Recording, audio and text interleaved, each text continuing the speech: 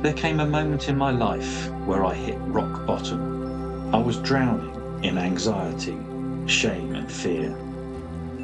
Wearing a smile on the outside, but slowly falling apart inside.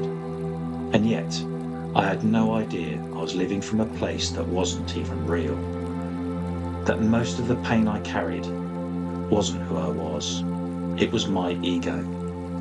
This video is my story, my spiritual journey so far. From a joyful, innocent child to a people pleaser drowning in self-doubt. From wearing ego masks just to feel safe, to discovering that I am not my thoughts, that I am something far deeper. I want to share this story, not because it's extraordinary, but because it's human. Because maybe, just maybe, something in my journey might reflect your own. If you've ever felt lost, anxious, not enough, or disconnected from who you truly are, then stay with me. This might be the beginning of your own awakening. When I was born, I was pure and whole. There was no fear, no self-doubt, no masks to wear. Just presence, just love, just being. But life, as it does, began to shape me. Bit by bit, experience by experience, the ego began to take form. Because that's what life does. It hands us pain, joy, fear, rejection, praise, and slowly our ego starts forming its armor. As a child, I remember being unwell sometimes and spending spells in hospital. But strangely, I never felt afraid. I felt safe in the arms of my parents. I was lucky to have a close family, a happy home, and loving support. My early years were filled with peace, joy, and innocence. At primary school, I remember feeling liked, popular even. I wanted to be good. I wanted to make my parents proud. I had good manners, worked hard, and tried my best. And that's where something began to form, quietly and invisibly, my ego.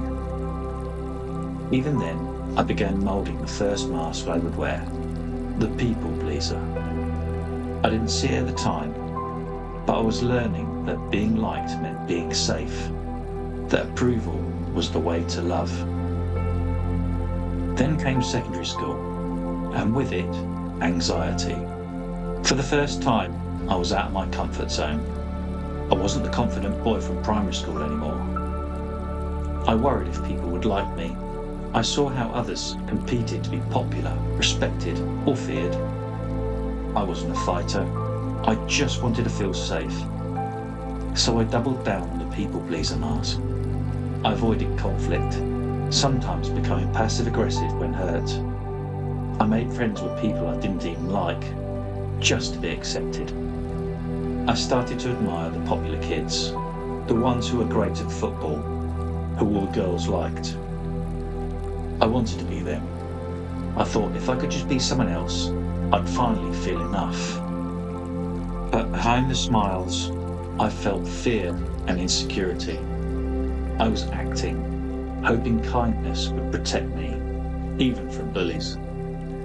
I started to suppress my emotions, rationalize them. The ego was growing, and I didn't even know it. When I moved to college, I saw it as a fresh start, a chance to become someone more confident, more popular, more likable. And so, I acted. I wore the mask of confidence, even when I didn't feel it. And it worked. On the outside, people liked me. But inside, I was still hiding. At work, it was the same. I wanted to be admired. I chased success. I wanted people to think I was dedicated, passionate, a good person. Again, the people pleaser. Outside of work, I socialised, drank, partied. I felt more confident when drunk, more free. But it was all a performance. One night, things went too far. I ended up in trouble. Nothing serious, but enough to shake me deeply. I spent the night in a cell, and I felt utterly ashamed.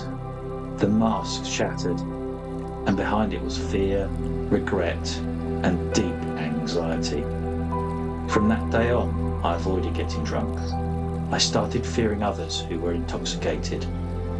My ego latched onto that fear and held on tight. I fell in love in my early 20s.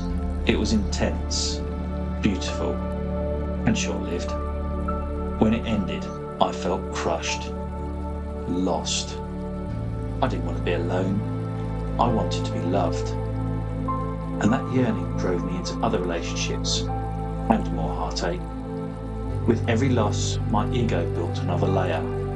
More masks, more fear of abandonment, more belief that I wasn't enough.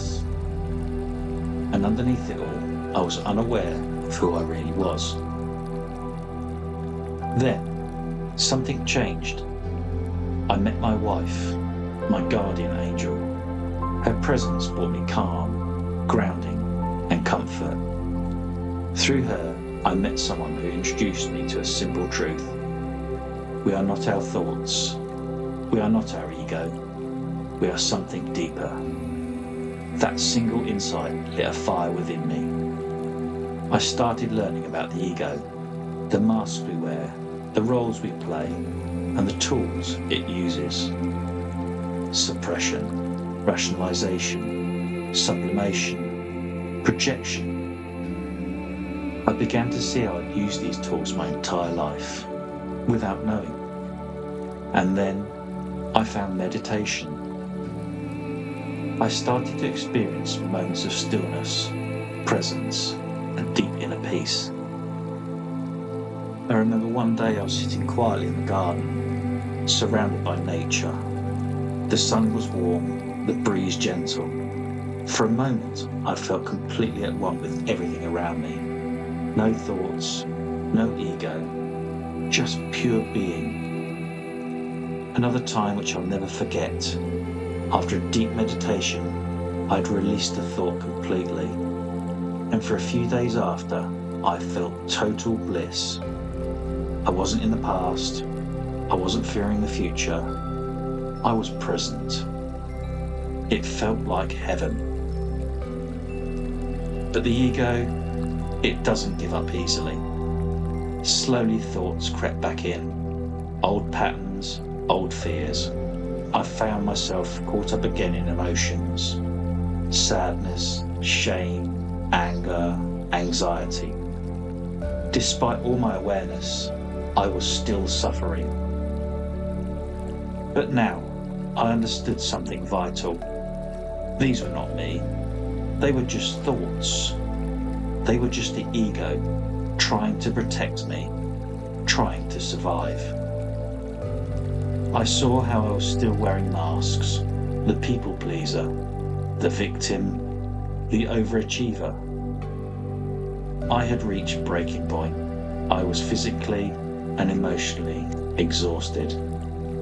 And that's when I made a decision to let go, to surrender, and to trust the universe.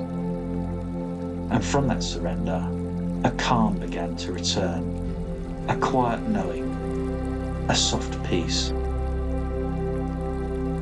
I created this channel, the Inner Temple, because I want to heal, and I want others to heal too.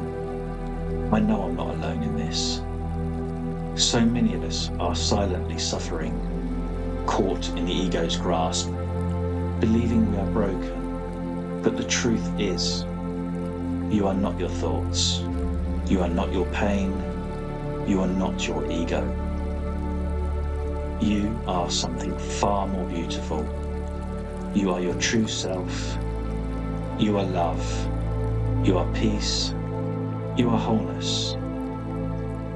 I'm still walking this path. I'm still learning, still falling, still rising. But now I know there is another way to live. A way of presence, of freedom, of inner peace.